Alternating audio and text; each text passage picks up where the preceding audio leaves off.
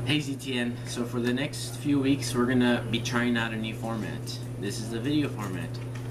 We're gonna try to keep our videos under 10 minutes, but just excuses this week because we're gonna make it a little bit longer. We're gonna be sharing our hearts with y'all and just remind you of a couple of things that we have planned out for the semester. So how it'll work is that every Monday we're going to send out a video on the topic that we're going to be talking about that next Tuesday. So make sure you watch the video either Monday or Tuesday before ZTN. Make sure to take notes, take down the verses that we share with you guys, write down any questions, concerns, disagreements, or agreements, anything, whether it's in the video or not, anything on that topic that you would like to talk about on Tuesday, write it down and be ready to share. Because on Tuesday nights we're going to carry out worship regularly, but after worship we're going to have all the time just for discussion. You guys will be able to take this discussion anywhere you want, and of course we'll be there to talk and to answer any questions you have and just to facilitate conversation. And of course at the end we're going to be ending in prayer. So we just want to thank you guys for your patience. I know we've been trying a couple of different things, different formats throughout the semester, but we just want to make sure we get it right. And this is just a new format and we're going to try it out. We want to remind you guys that at the end of the semester we're going to be sending out a survey asking for feedback. Feedback is really important for us. We don't know what's in your heart unless you share it with us. But I want to reiterate that just because we're going to send a survey out sometime next month, you don't have to wait till then to talk to us and give us feedback. Whether you agree, whether it's positive feedback or negative feedback, or agree or disagree, you know, please feel welcome to talk to us. I know it can be difficult, especially if it's some sort of negative feedback or constructive criticism. Like we're here to minister to y'all and to serve y'all. So we want to make sure we're doing our best, and we're going to be able to improve with any feedback that you can give us. So before jumping into this Tuesday's topic on mental health awareness, I just wanted to recap this series that we started in October. We started talking about the importance of knowing ourselves and then knowing how to socially interact with others, such as our government and the impact we have in shaping our government and influencing it through voting, through communication with our politicians. We also talked about the importance of understanding and celebrating culture, and now mental health, understanding how it affects us, and knowing how to bridge the gap between how Christians think as well as how atheists think, and how people who struggle with homosexuality think. But all of this has been very intentional in leading up to our last talk of November on evangelism. And I want to take a moment to read 1 Corinthians 9:19 through 23. Paul says something that I think is important for us to keep in mind as we recap these talks and continue to move forward. And he says, "Even though I am free of the demands and expectations of everyone, I have voluntarily become a servant to any and all in order to reach a wide range of people. Religious, non-religious, meticulous moralists, loose-living immoralists, the defeated, the demoralized, whoever. I didn't take on their way of life. I kept my bearings in Christ, but I entered their world and tried to experience things from their point of view. I've become just about every sort of servant there is in my attempts to lead those I meet into a God-saved life. I did all of this because of the message. I didn't just want to talk about it. I wanted to be in on it." And I want to remind you guys of our goal to reach the lost, to serve, to love, to see people become free and walk into the fullness of what God has for them. But in order to do that effectively, we have to understand people. We have to understand why they hurt, their worldviews, what shapes their perspectives in life.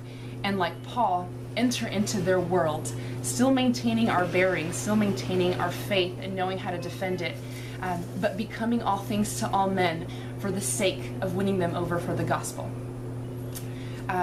During my undergrad years at A&M, I minored in religious studies.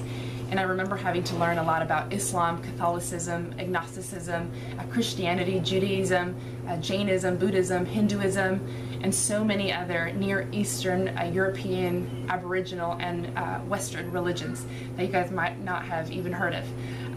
And I remember so many of my friends and family members starting to wonder and ask questions and think, you know, what does this mean? Why are you doing this? Does this mean you're contemplating leaving your faith? And although those comments hurt because they didn't think the best of me in those moments, I knew that what I was doing was understanding people's hearts in order to reach them. In order to know where we are going, we need to know what that destination is. We need to know what this place is in order to bridge these gaps. And it was so beautiful for me because I got to understand how much Buddhists value peace above all things. And I could speak to their heart and share with them the peace that surpasses all understanding. I got to understand how Jainists value life in all forms, and I got to talk to them about their creator who knew them before they were even formed in their mother's womb, and who has the hope of giving them life in abundance and a future. And it was really beautiful, and I want to encourage y'all to continue to maintain an open mind, because like Paul, we want to understand people in order to serve, love, and share with them truth. So from the beginning of ZTN, Jess and I shared our hearts for this ministry, that wherever the Lord will take every one of you guys, that you guys will be a well-rounded individuals. That doesn't only mean knowing the gospel and knowing a great defense for the faith. That also means that you're going to be comfortable and well-rounded in being able to talk about things like politics, academics, business, or anywhere the Lord takes you. Why do we do this? Because the Lord will take you into different areas. Not everyone might be a missionary, a full-time missionary. So we want to make sure that you are able to do missions in whatever area of life the Lord takes you in.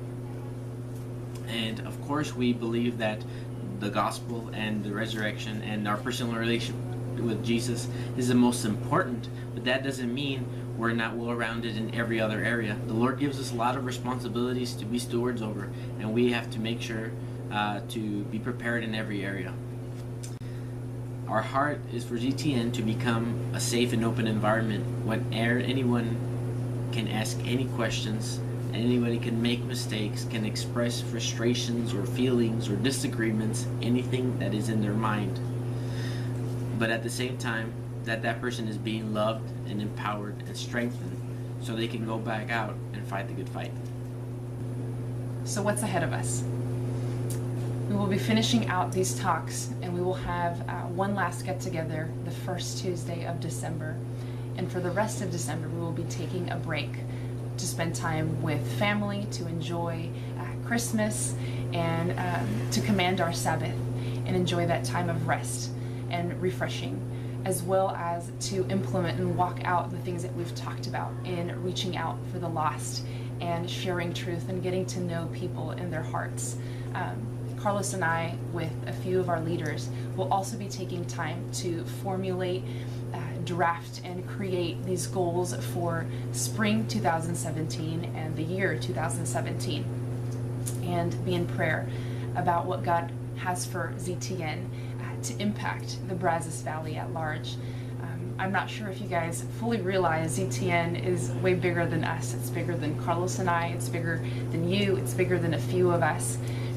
And even though we are still small right now, and we do not despise the day of small beginnings, we know this is going to lead and turn into something great. And it will go beyond reaching the 58,000 and counting young adults that are in the region. This will be an impact that will have global repercussions for all of these young adults that later become businessmen and become missionaries and return to different countries, for those that are international students. And so we just ask you guys to join us in prayer and fasting and in seeking God's heart in what He has for all of us and this ministry, because like we said, we know it's going to be great and it's going to have a huge impact on the kingdom.